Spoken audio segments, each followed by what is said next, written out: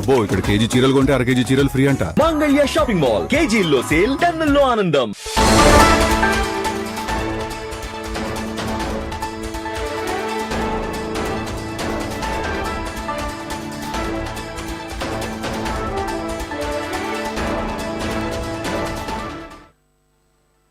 నాగార్జున సాగర్ కుడి కాల్వకు ఏపీ అక్రమంగా నీటిని విడుదల చేసింది. కేఆర్ఎంబీ అనుమతి లేకుండా నీటి విడుదలను చేపట్టేందుకు తెలంగాణ అధికారులు తీవ్ర అభ్యంతరం వ్యక్తం చేస్తున్నారు.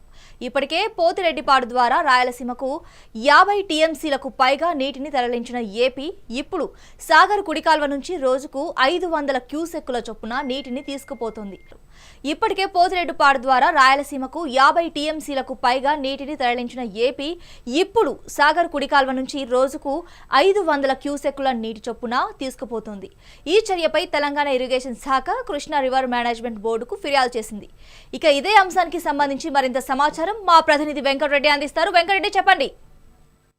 గుడ్ ఆఫ్టర్నూన్ హరిత. ఇక రెండు తెలుగు రాష్ట్రాల మధ్య జల వివాదం మరొకసారి కేఆర్ఎంబీ ముందుకు చేరిందని చెప్పొచ్చు. తాజాగా నిన్నటి రోజున ఆంధ్రప్రదేశ్ ప్రభుత్వం నాగార్జున సాగర్ కుడి కాలువకు 500 క్యూసెక్ల నీటిని ఇటు ఇరిగేషన్ శాఖ తెలంగాణ అధికారులకు కానీ అదేవిధంగా కేఆర్ఎంబీకి కానీ తెలియజేయకుండానే ఏపీకి సంబంధించిన ఇరిగేషన్ డిఈ ఆధ్వర్యంలో 500 క్యూసెక్ల నీటిని కుడి కాలువకు విడుదల చేశారు. ఈ నేపథ్యంలో తెలంగాణ రాష్ట్ర ప్రభుత్వంతో పాటు ఇరిగేషన్ శాఖ కూడా అప్రమత్తం అవడమే కాకుండా కేఆర్ఎంబీకి అక్రమంగా ఏపీ నీటిని తరలించుకుపోతుందంటూ ఫిర్యాదు కూడా చేశారు. అయితే ఇక ఎగువ నుంచి వస్తున్నటువంటి వరదల నేపథ్యంలో నాగార్జున సాగర్ కి మొత్తం 1,21,478 క్యూసెక్ల నీరు ప్రస్తుతం నాగార్జున సాగర్ డ్యామ్ లోకి వచ్చి చేరుతోంది. ప్రస్తుతం పూర్తి స్థాయి నీటి మట్టం 590 అడుగులకు 576 అడుగులకు ఇప్పటికే నీరు చేరుకుంది. అయితే గత సంవత్సరంతో పోలిస్తే ఇటు ఆంధ్రప్రదేశ్ తెలంగాణ రాష్ట్రాల్లో రెండు రాష్ట్రాలకు సంబంధించి 22 లక్షల ఎకరాలకు సాగునీరు అందించేందుకు 570 ఫీట్లకు చేరుకుంటే ఇప్పటికి నీటి విడుదల చేయాల్సి ఉంది. అయితే కేఆర్ఎంబీ దీనిపై స్పందించకపోవడంతో రెండు రాష్ట్రాల మధ్య ఎవరికి వారే నీటిని విడుదల చేసుకుంటూ పోతుండటంతో కూడా ఈ జల వివాదం మరొకసారి తెరపైకి వచ్చిందని చెప్పొచ్చు. ప్రస్తుతం నల్గొండ జిల్లాకు సంబంధించి 3,000 క్యూసెక్ల నీరు నాగార్జున సాగర్ ఎడమ కాలువకు ఇక ఇటు ఆంధ్రప్రదేశ్ తెలంగాణలో కేటాయించినటువంటి సాగునీటిలో మిగిలినటువంటి జలాలను ఇటు ఆంధ్రప్రదేశ్ ప్రభుత్వం వినియోగించుకోగా తెలంగాణ ప్రభుత్వం మాత్రం ప్రస్తుతం ఎడాకాలకు తాగునీటి కోసం 3,000 క్యూసెక్లు విడుదల చేసింది. ఏపీ కోట మొత్తం కూడా పూర్తిగా వాడుకున్నారు. అయినప్పటికీ కూడా ఇక అక్రమంగా 500 క్యూసెక్ల నీటిని కుడి కాలువకు విడుదల చేయడంతో మరొకసారి అయితే జల వివాదం కేఆర్ఎంబీ దగ్గర చేరిందని చెప్పొచ్చు. ప్రస్తుతం ఇక కేఆర్ఎంబీ దీనిపై ఇంకా స్పందించనైతే లేదు.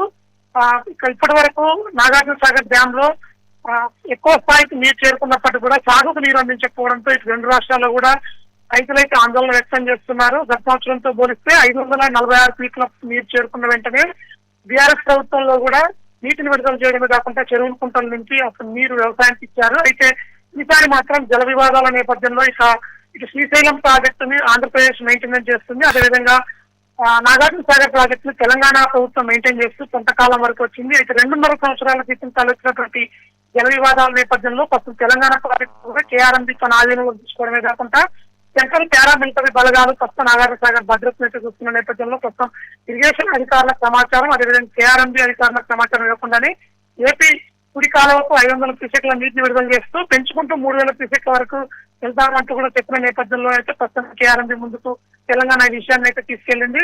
అక్రమంగా ఇప్పటికే పోతిరెడ్డిపాడు ద్వారా నీటిని తరలించబోతున్నటువంటి ఏపీ ప్రస్తుతం కుడి కాలువకు ఎలాంటి అనుమతులు లేకుండా నీటిని తరలించినప్పుడు అయితే తెలంగాణ తీవ్రంగా ఖండిస్తూ కేఆర్ఎంబీ ముందుకైతే విషయాన్ని తీసుకెళ్లింది.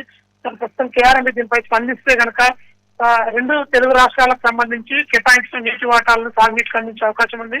ఇంకా వేచి చూడాల్సిన అవసరం అయితే దీనిపై ఉందని చెప్పొచ్చు. Thank you Venkatareddy.